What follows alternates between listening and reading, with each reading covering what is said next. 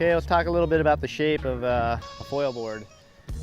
First thing you notice about a foil board is it's quite flat rockered in the back compared to a surfboard. This is to kind of get you planing a little earlier, in marginal conditions. It gets the board moving forward, gives you a little direction. To help the direction, we put a swallowtail on. This is kind of, it gives the board a little bit of direction when you sink the tail and just get it to move, to point straight, So we went with a subtle swallow, kind of like having a little mini fin back there, just when you want the foil to just start tracking forward. And so we put a swallow just to give you a little bit of a head start on that part of the process.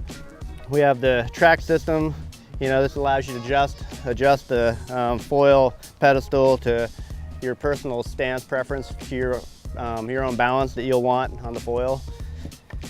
It also has a Chine Rail, which is this bevel.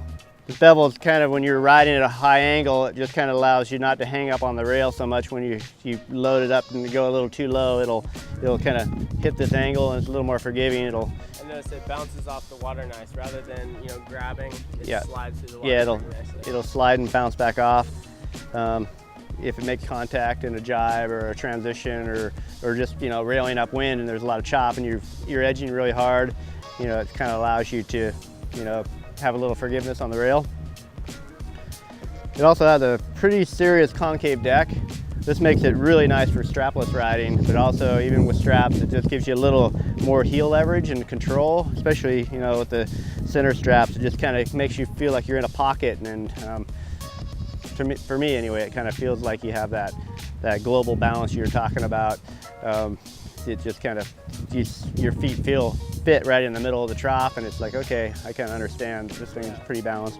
That's pretty much it. It actually has quite a bit of volume, and this board is 21.5 wide, so it's really stable for the first time person to make those touch and go, for your first flights and stuff. It also really helps on the touchdown landing, switch your feet.